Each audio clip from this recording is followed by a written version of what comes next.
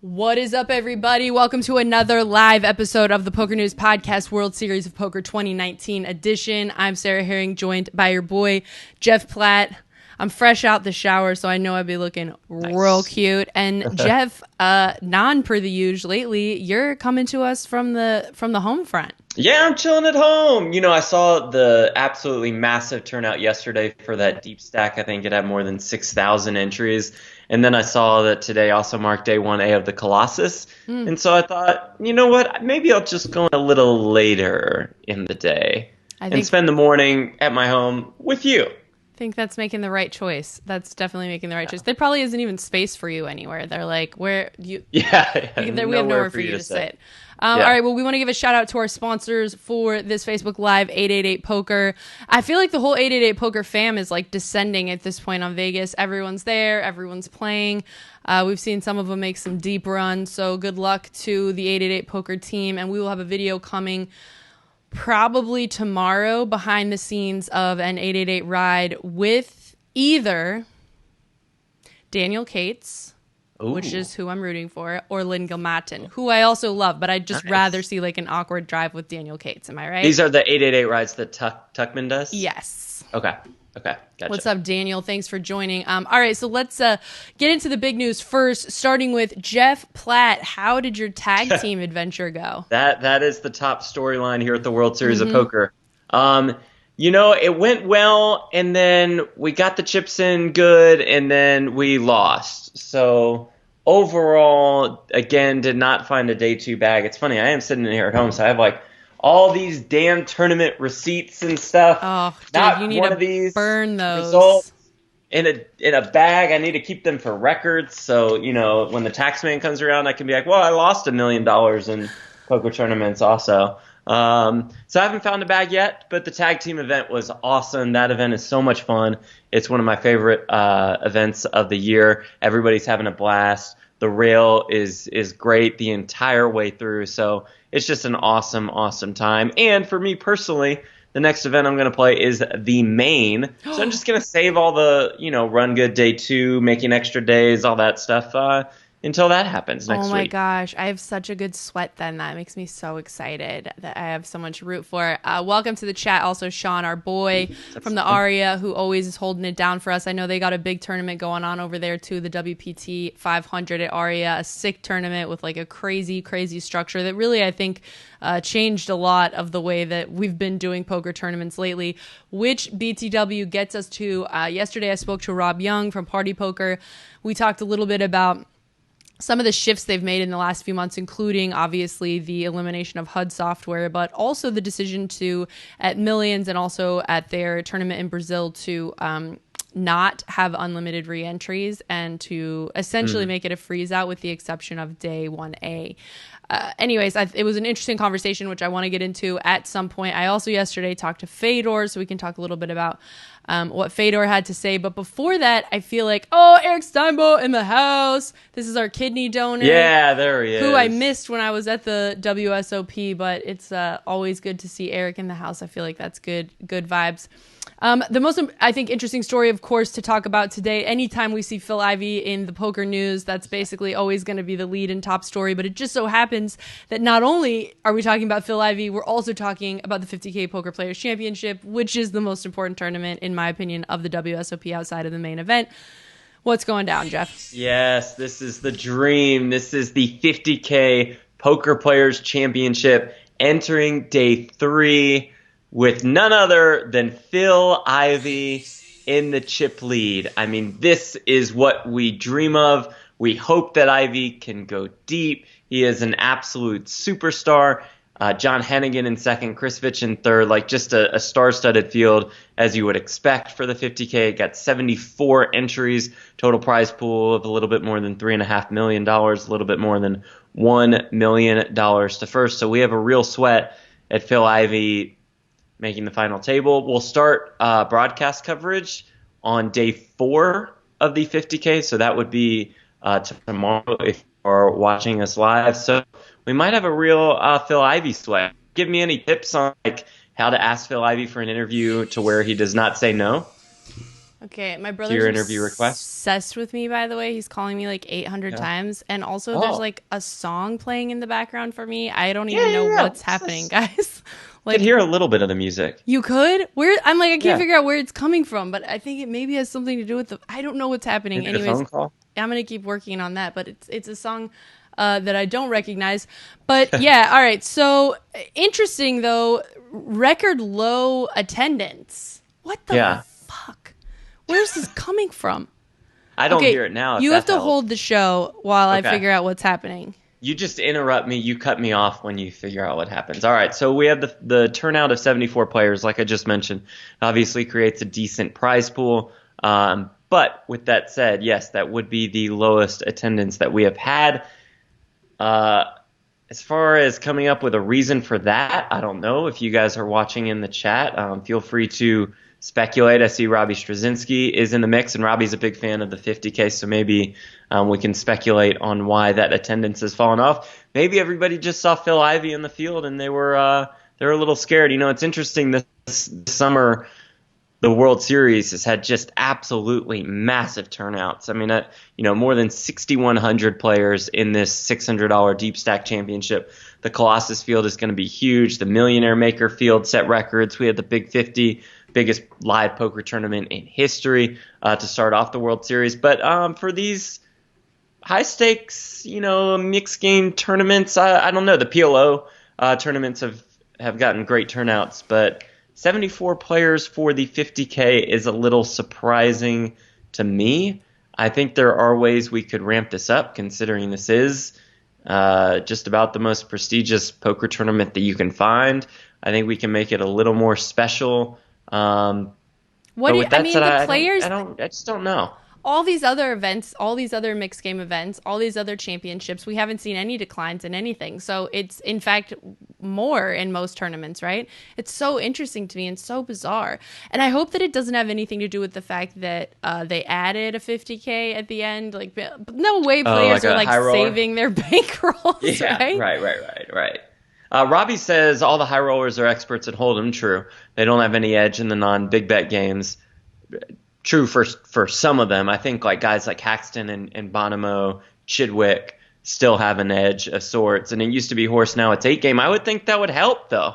I would think, the move from horse to 8 game so we could throw in No Limit Hold'em and Pot Limit Omaha would have helped. But to Mario's point, it is a Hall of Fame field. Like, there really are no spots in this tournament, right? And you could spend a summer at the World Series of Poker, if you are one of these high rollers, finding spots. And maybe, some of them, not everybody's like a Daniel Negreanu, for example, who just like loves the competition, like a David ODB Baker. I mean, these guys just want to play against the very best in the world, and they're like, let's go, we love it, this bracelet would mean even more. Some guys just look through the field and said, is this plus EV for me to play? If the answer is no, then I'm out. And I definitely agree with what Robbie's saying. It makes a lot of sense, but it's just interesting because this tournament has existed like for years and years and years at this point. So it's funny that it would decline for whatever reason now. I mean, with the exception of maybe Doyle, it's like all the old school guys are still here and playing for the most part, right? I mean, I guess we haven't seen Ted Ferguson. There's a few people we haven't seen, but Chris Ferguson, I don't know. Or Ted Forrest? Who did you mean to say? I think you said Ted Ferguson. Oh.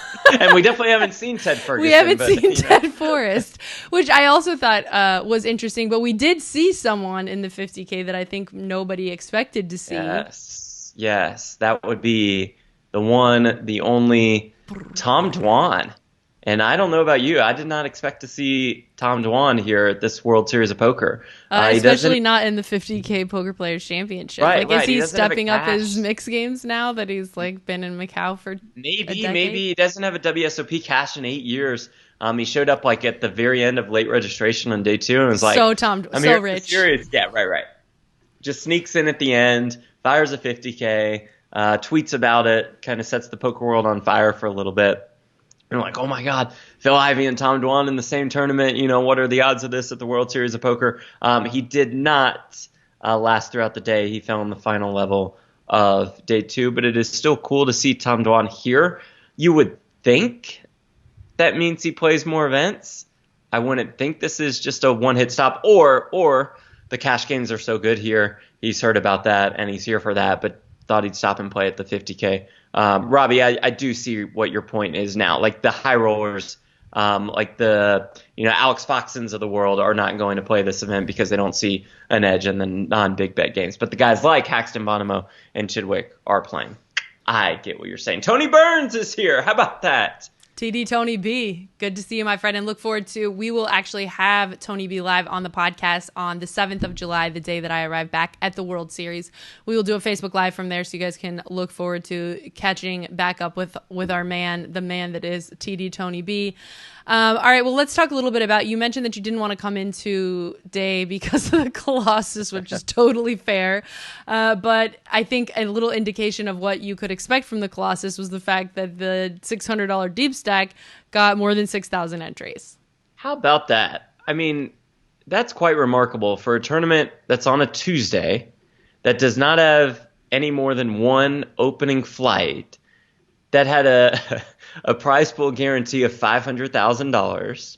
That prize pool ends up being $3.2 million, by the way. Gosh. I mean, these deep stacks have just blown expectations out of the water, right? Because if they knew a tournament was going to get more than 6,000 entries, they certainly wouldn't have put it on a Tuesday. Yeah. They would have created more than one opening flight. So there's some havoc that these deep stack tournaments have created, but overall, I mean, my God, we talked about this on a ton of different podcasts throughout the summer, but the World Series has like really conquered the market on these like $600 to $800 events. I mean, they attached a bracelet to it, and boom, every single poker player wanted a piece of this. It's unbelievable. I know they had to play extra levels yesterday because they were worried about it not ending on time. It was scheduled to be a 3-day event. Now they go to 1 hour levels. They come back with 1,000 people. Sarah, you said it. We have day 1A of the Colossus. That has 2,500 people who are there at the very beginning of play to start. So that's going to be a massive field.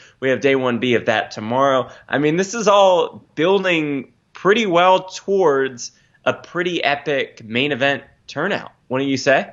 Like, we have a real shot here to, I mean, like, I don't know if a 9,000 plus attendance would really, really surprise me, which would be an all-time record. I mean, I think it's so sick to see because we've all had this question for so long, right? Like, oh, is all the money in poker at the top now? There's so many more high rollers. Everybody's playing the high rollers. Just is there any really, money still in poker at the bottom? All the sharks have taken all the money from us or whatever. But I think these low buy-in deep stacks have really put us in our place and really showcased. A lot of people love poker.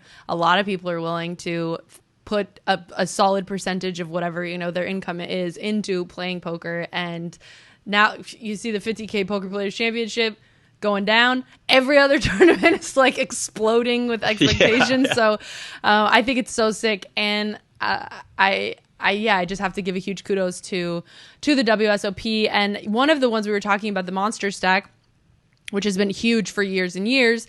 Even, right, we were saying the Monster Stack didn't do as well as it has in years past, and it still had more than 6,000 players. Right. I mean, this is like a disappointment, quote unquote, and it has more than 6,000 entries in a $1,500 that had no re-entries available. So you had more than 6,000 unique players in the $1,500 Monster Stack, but you're just seeing these crowds like it's just a normal thing.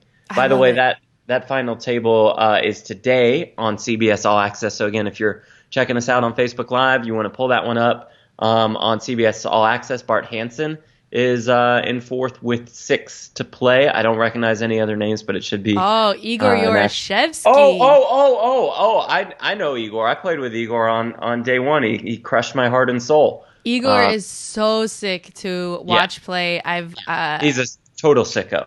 He's like a robot monster crazy person, and of course he's Russian, which I think also just is intimidating to begin with, but he's such a sweetheart in real life. But he's a heads up specialist, and so I think for him it's like when you see him just in a heads up pot in any spot where it's just him and one opponent, he's so sick. I saw him play super deep in the main event in Sochi for Party Poker, outside of, I think he was on Team Russia also for the Global Poker what was their thing called? The GPL? Yes, the GPL. Yeah, okay, he was in Team Russia, it was awesome to watch him play that. But this was super deep in the Party Poker Sochi main, and with like 13 left, and he had so many chips, and he just made this like incredible bluff. It was just the most incredible bluff I've seen in thousands of years. Like, he 6-bet shoved on the river against this player that, like, I don't know, and he got the guy to fold. And I just, after I watched that, and I asked him for an interview afterwards, and he just totally told me no, but I still was just like, it's fine, you're so awesome, I don't care.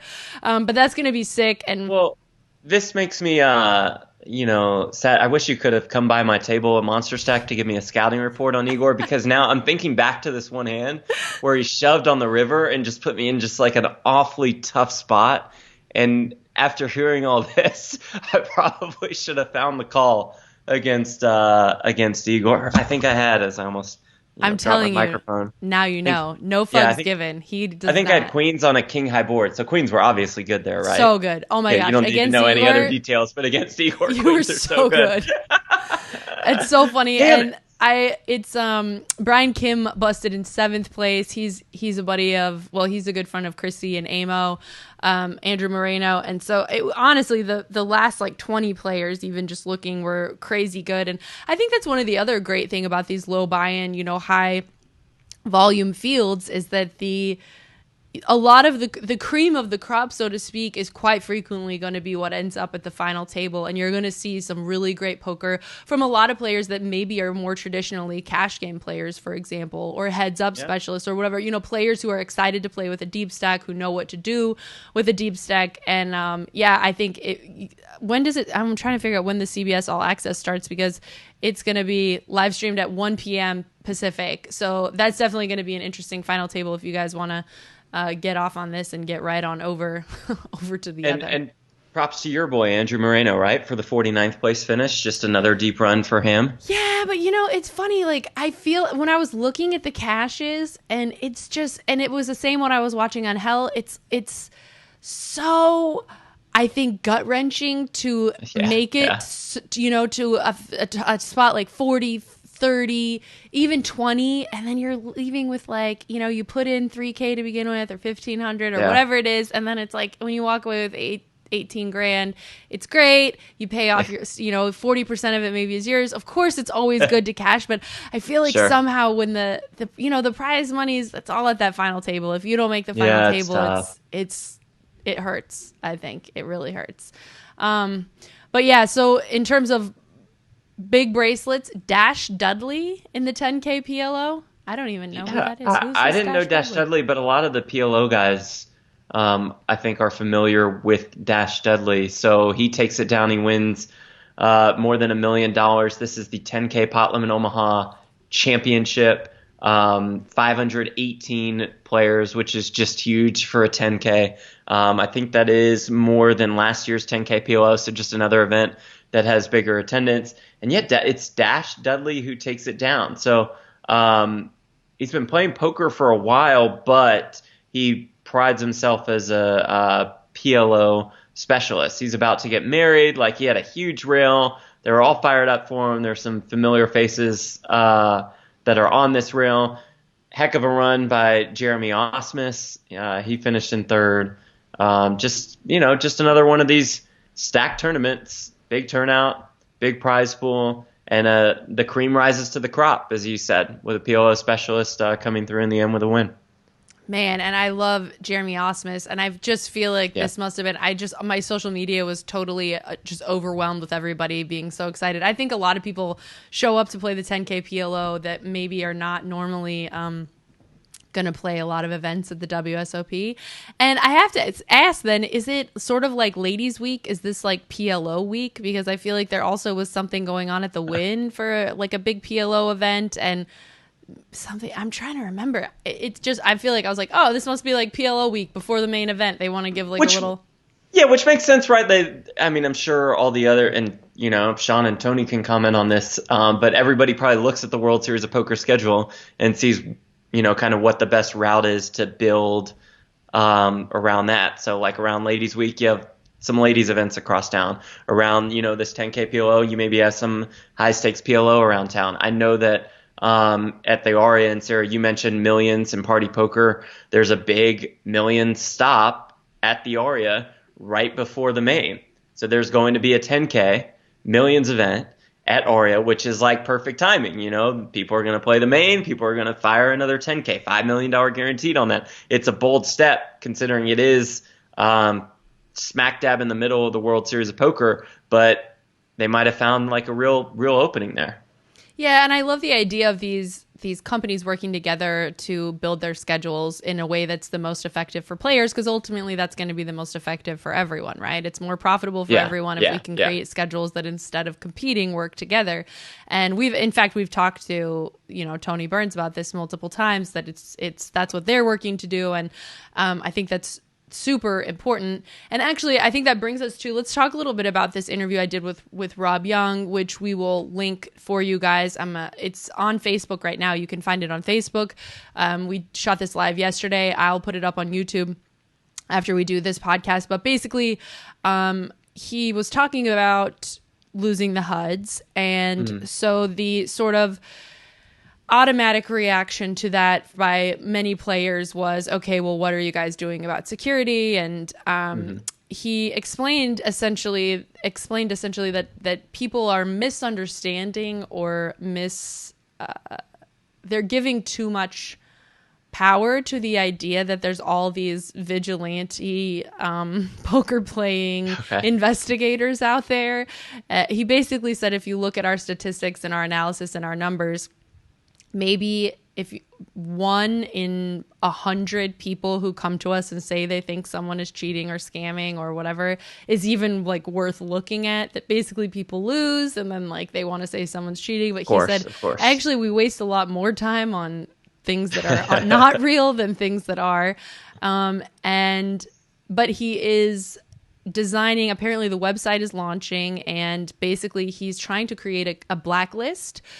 So I don't know what you know about Advantage Blackjack, but for example, casinos all around the world have what's referred to as the blacklist. And if you get counted for counting cards, basically, if a casino asks you to leave because they think that you're playing Advantage Blackjack, they can just put your name on this list. They can trespass you from whatever casinos they own, but then they put you on a list in order to sort of inform other casinos to not let you in.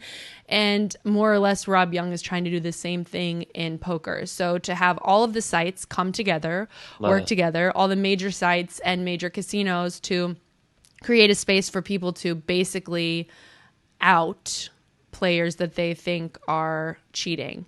And I think this has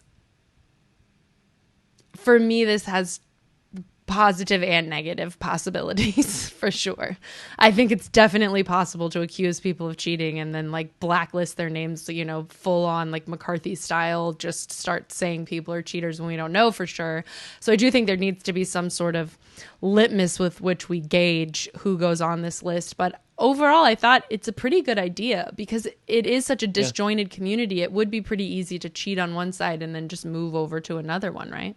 Yeah, I do like the sites coming together, working together for the sake of security. It seems like that should be a no-brainer. So speaking of security, would you say he is effectively confident enough in his security staff that they don't need all this feedback from players as far as potential cheating or collusion is concerned? Yeah, he basically said that the people that he has in his security staff, that they have like a 3-pronged approach, three different sectors, which handle security in 3 slightly different ways. And then that he basically said they're all poker players. So they all came from poker. They have poker backgrounds, and that's their whole job is to look for this stuff, and that's what they do. And he said, honestly, they do catch bots and they do catch people. And he said the best way to try to get rid of bots is to get rid of the HUDs and to get rid of this, keeping track of all of the hands and stuff. I'm not an expert in online poker, so it's hard for me to know, but don't most of the sites already have HUDs banned? I think PokerStars has banned HUDs recently. I feel like it was like years ago. I feel like it was such a big deal when I want to say in the last year, but yeah, not positive on that. If anybody in the chat knows, let us know. What I'm not sure on, and you might know, okay, so is there a separate thing as far as hand histories are concerned?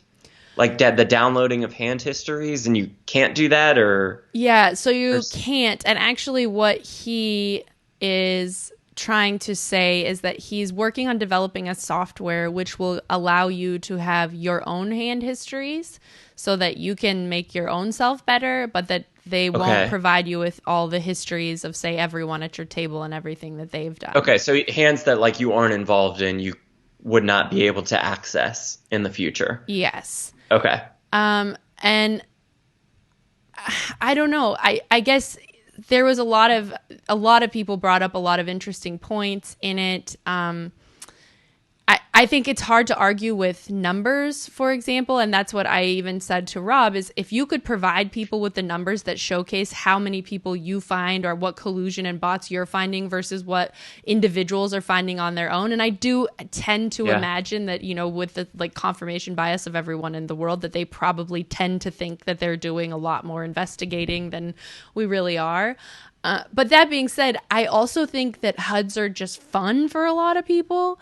You know, like I used to have a HUD and I'm like such a rec player. Like, oh, but it's like, oh, look at this free PIP. Like, I don't know. Like, I think it's a fun thing. And I thought what was interesting about it, too, is that from a business perspective, he admitted that he feels like, you know, players who are normally going to play 12 tables are now maybe only going to be able to play 6 or 8. So the volume is for sure going to decrease. But then he said from a financial standpoint, they were up like 20% last week after this happened. So I don't know. I have to, for me, I was thinking from a security standpoint, you know, okay, it is what it is. But from a business standpoint, most of the time they just want to make money. Like how many more people can they rake? How many more tables? Well, I think you and I are probably on the same page here in that, you know, we're all for what is going to bring more recreational players to the game. Like we're, you know, the professionals make a living. That's very important to not just one specific site, but to the poker economy as a whole. But if there's a way to bring in more and more players to the game, if there's a way to expand poker across the world, then I think those ways should be explored. If they don't totally take away from those pros, then I think you just have to go down that route. If you're a company like Party Poker or PokerStars or 888, like you just have to. It's like a no-brainer for not only your bottom line, you know, within, like you said, the last week or whatever, but also like looking ahead 5 to 10 years. Like you're going to need to invite more and more people into the game to keep that poker economy, and eventually that will be good for the pros as well. Yeah, and ultimately that's part of what he said. Is he said he looked around and he runs the Nottingham casino. And he said he looked around at his casino and he had 12 cash games, 12 1-2 cash games running. And then he was on the Party Poker software and there was like 6 cash games 1-2 running. And he said, this is insane. This is like a global brand where there should be more players probably playing online than there are live. And so he was like, I'm just trying to try things to create a space where people have fun and people are enjoying it. And so, you know, again, with all the things we've been talking about for ages, see how it works, see what the results are. And if it doesn't work, great. And if it does, you know, great. Like finding out the information, trying things and finding out the information. I think there's nothing wrong with that. And in fact, we did talk about in the Millions how they switched from this reentry based on player feedback, that a lot of players said that they didn't like that, you know, that it gave this advantage to players with money and that they could just come spew and come on, you know, day 1D or whatever it is. And he said now maybe based on player feedback, they might bring it back. And so I don't know, like sometimes I feel like with the poker community or really with anything in the world, it's really hard to just make everyone happy. But it was an interesting conversation nonetheless. And the other conversation I had yesterday was with Fedor Holz, and drum roll please for those looking for the secrets to the poker universe. Fedor is releasing a poker, I better check. I want to say it's called PokerCode, and he basically has designed a poker training school. And he's been working on it for almost a year. And he pretty clearly said, like, this is the secrets of everything.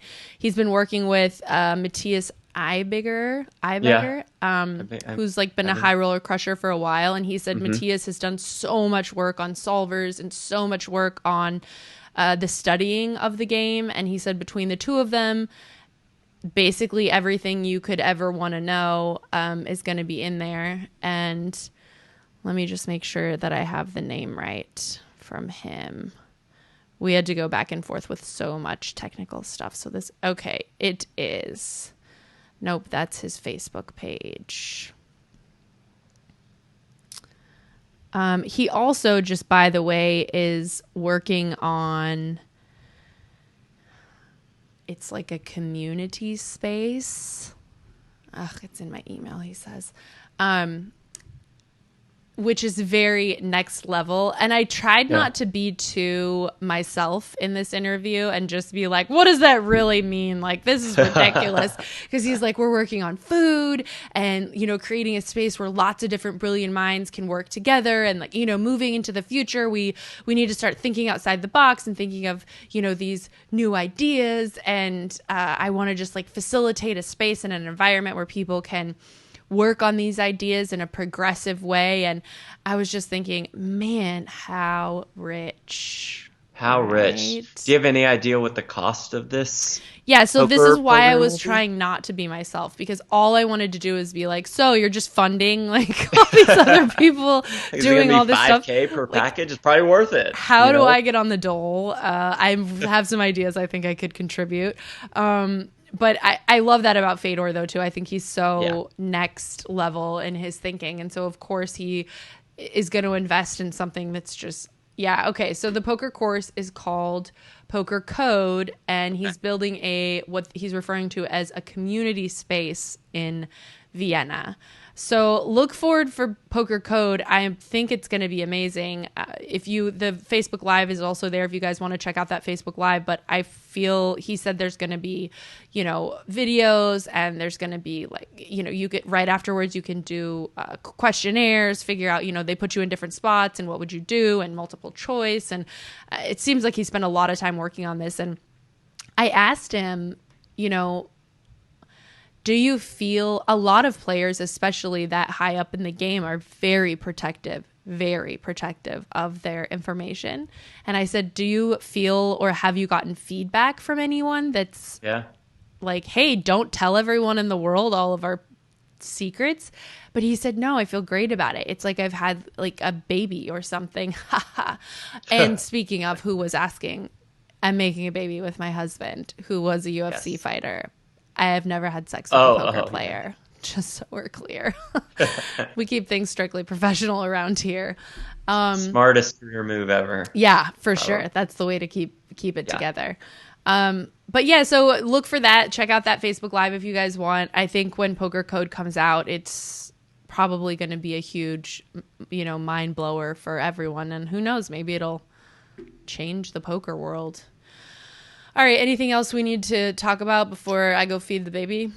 Probably just two the other very quick things. So we had this Hall of Fame debate last podcast we had a couple days ago. Up to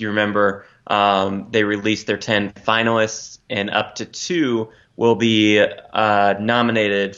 Up to 2 will be inducted into the 2019 class of the Poker Hall of Fame. So if you guys remember, or if you don't, I was pretty high on the Chris Moneymaker route, right? I mean, here's a guy who just absolutely should be in the Poker Hall of Fame. There is no question about it. And there is still no question about it in my mind. But after hearing back from a couple of people, I think, we need to kind of look at the criteria again for the vote. And we need to look at who's nominated. And considering Chris is nominated as a player, he'd be the first to tell you this, I'm sure. He doesn't play in the high stakes cash games or tournaments, which is one of the criteria. Wait. Pump the brakes before we get too far into this. Sure. Are you saying that players are either nominated in the player category or in the other category? And this is something that I wanted to bring up because it is quite confusing. And I think it was Daniel Negreanu who had the idea a couple years ago about building like a separate wing, like a builders of the game wing. And Robbie, I know that you've talked about this as well, or a contributors to the game wing, so we can like have two separate categories. So we can have players and like contributors / builders of the game.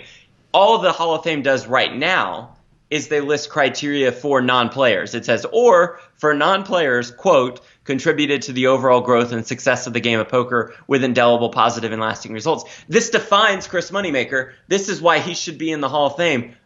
But the key word in this criteria was non-player. So when you look at the players' criteria, a player must have played poker against acknowledged top competition, be 40 years old, whatever, played for high stakes, played consistently well, gaining the respect of peers, and stood the test of time. I just think that Chris Moneymaker is such a lock in like a separate category. But if I have to vote for Chris Moneymaker above, let's just run through the list real quick. Chris Bjorn, David Chu, Eliel Ezra, Antonio Esfandiari, Chris Ferguson, Mike Mattisau, Ted Forrest, David Oppenheim, and Huck Seed. Like, I don't know if I'm supposed to move Chris above them because I'm using just the players' criteria for all of these players. Do you see what I'm saying? It's just like a confusing no process. I do not see.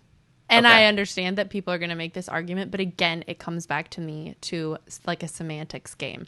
Like, these are like the nitty-gritty rules of something, and I feel the bigger picture is infinitely more important. And if Chris Moneymaker had come out, won this after having a satellite, and inspired the boom that he did, and then like disappeared into obscurity, it would be different. Like, I would say Chris Moneymaker isn't deserving of being in the Hall of Fame just because he won the main event. Was it 2003? Yeah. Okay. Because he won the main event and inspired a gazillion people to play poker. That's part of the reason. But I think since then, and we're talking more than a decade, a long time now, Chris Moneymaker has been outside of Daniel, I would say Chris Moneymaker is one of the most known ambassadors who showed us what it means to be an ambassador for the game. He's still a sponsored pro. He still shows up at the events. He still comes and signs everything from everyone and takes pictures with everyone. And he's such a recognizable face still. I'm surprised, actually. I was surprised how traveling the circuit with him, how often people are like so excited to meet him. And more than that, I think he's been such an advocate for trying to get poker back into the United States, trying to get online poker back here, which is, I don't know. I mean, I guess if the Hall of Fame is mostly just based on how good you are at poker, fine. Right. But I don't think that's it. But that's all that I'm saying is, like, can we clean it up a little bit to either have some options for players, be like, you're an ultimate ambassador of the game? Because like Chris Moneymaker is one of the top ambassadors, like not just now, but in the history of poker. And I do think there's a top tier now of quote unquote ambassadors, and they're Maria Ho, Daniel Negreanu, and Chris Moneymaker, and I think that's it. And then I think you fall off a little bit, probably to like Helmuth and the like. But like, he's just been so good for poker over the last 16 years. I'm just saying you have to find a way to put him in. And the way the Hall of Fame is set up right now, I just don't think it's structured the way it should be, because there should be an easy route to induct these ultimate ambassadors. And to your point, Sarah, people who are voting on the Hall of Fame will see these rules, these criteria, and be like, well, these are the rules, so sorry, I can't vote Chris in as a player, when Chris should be voted in. So like, if we have to build a separate wing, let's build a separate wing. You know, like, it's just like, I'm just saying clean up the process. That's all. Also, because there's got to be a way to get Chris Moneymaker in, not under player criteria. Just use your noodles, in my opinion. Right. But also, it's called the Hall of Fame. Okay? Yeah. For me, I'm like, you're like, how do you even compare these two? And like, no disrespect to anyone, but if you're, say, comparing Chris Bjorn or David Chu to Chris Moneymaker, and you're like, well, I just can't like really compare these two, it's like really hard. I'm just saying Chris Moneymaker belongs in the Hall of Fame as probably one of the most famous poker players to have ever lived. No question about it. And we're on the exact same page. That's why I think the Hall of Fame needs to clean up their criteria so we can just get these guys in easier. Is right? it a because secret? Who do we need to talk to? Because I do remember reading the article where, oh my gosh, was it Linda? I can't remember. Barbara Enright. I can't remember. I was reading the article about who got nominated, and a really highly respected woman who I think is very much engaged and active in the behind the scenes part of the poker community said something along the lines of, I don't know how this happened. Like, I don't know who these inductees are and like what happened. I need to find this quote for you, but it definitely makes me think, I don't know who's in charge. Who do we need to talk to about making some changes? I saw Matt Savage on Twitter ask somebody, maybe it was Daniel, and like he didn't know, and so like I just don't know like kind of who's at the top. And speaking of Matt Savage, because he tweeted at us and a lot of other poker media members, and this is the last thing I'll bring up, but can a broke poker player be determined to have quote unquote stood the test of time? Because that is one of these like rule marks or criteria. And so if somebody went broke once, I are you so kidding too. me? Going broke should be the hallmark of any like great poker player, I think. Right, if you don't go broke, like, what are you doing? You're not contributing. If you look at these names on the list, I'm sure all of them went broke at some time, right? Yes. I think your field out if you said you could have never gone. It's just like having a bad season in the NBA or something to that effect. It's not the best comparison in the world, but like in poker with the amount of variance that there is, I think you absolutely can stand the test of time while also having gone broke. To Robbie's point, he says, let's get in 3 players and 1 builder per year at minimum. I agree. Like we need to catch up. There are so many stars of the game, both, on the felt and behind the scenes that need to be recognized. Like we need to pick up the pace a little bit here, folks. We can't just have 1 to 2 inductees per year. My opinion. That's true. And especially we've been talking about this for years about having another category, which to me seems just so essential. Yeah, just throw in another category. Yeah. Call it contributors or builders or or non-players. Like it's just throw the other category in there, and that would make it would just streamline the process better. This is what Linda said. Linda Johnson. Gosh. The first lady of poker. Why just could an I absolute not legend. think of it? Like, who is it? Okay, Linda Johnson said she called the list of nominees this year very strange and a little bit disappointing. She said, initially, I think that there are some big omissions this year, specifically Matt Savage and Jack Effel as industry leaders. I mean, there's obviously some people on there very deserving, but some people are equally or more deserving and are not on that list, which huge respect to her for coming out and just saying it. I think, it's a tough subject because obviously we're honoring people, so it should be nice to everyone. But yeah, I don't know. I feel like people need, whether or not you want to say, oh, based on this criteria or not based on this criteria, to me, your criteria should be your guts.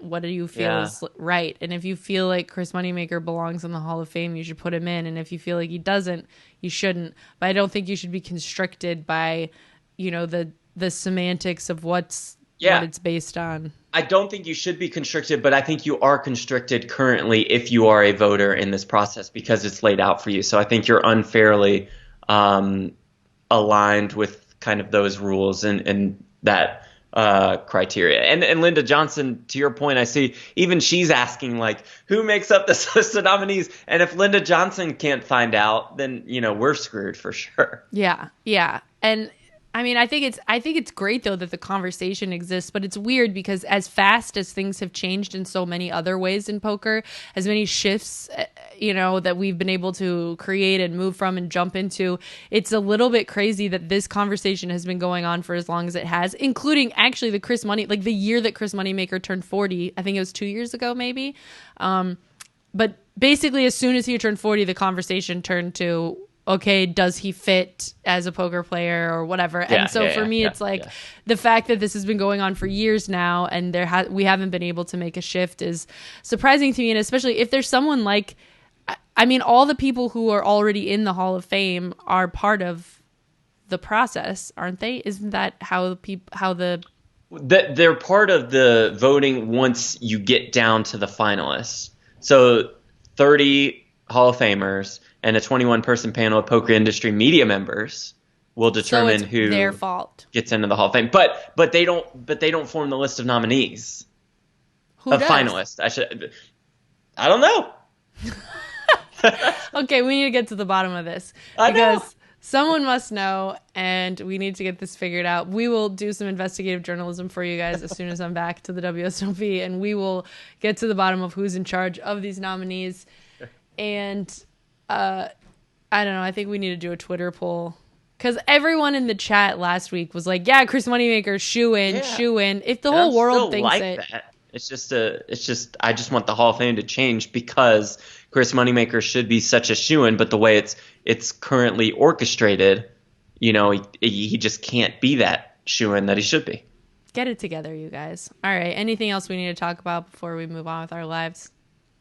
No, I do believe that's it. Kevin Gerhardt wins the $1,500 Raz. This was his first Raz tournament that he's ever played, and he ships it. So that's a good note to end on. Congratulations to Kevin. I don't know what's up with Raz. I feel like I need to pick this up because I've interviewed 2 bracelet winners in the last 10 years who won the 1,500 Raz who had never played it before. Who just jumped in and they're like, oh, Raz sounds cool. I remember Matt Parents. He was like literally never played it. Like had to have the dealer explaining to me what to do, and then he won. Like whatever's going on in Raz, I think I need to jump. I actually, you know what? After that happened with Matt Parents, you were still able to play poker online, and I tried jumping into some Raz cash games, and no, I was not good at that. It's not. I take it back. I'm not good at Raz. I shouldn't do that. All right, guys. Well, thank you so much for joining us. Of course, we always appreciate it. We'll be back on Friday with another PokerNews podcast to give you all the deets. If you guys want to check out Rob Yong or Fedor, they're both here in our Facebook Live video section. Let us know what you think about Chris Moneymaker. Let us know what you think about the Party Poker Rob Yong business. If you have something interesting to say or a point worth mentioning, we'll bring it up in next Friday's podcast. You can get at me at Auntie Chardonnay, at Jeff Platt. You can slide into our DMs. We got our DMs open and all that. Yeah, thank you, Robbie. He already got to the line. Oh, yeah, thank you to 888, our sponsors. And deuces.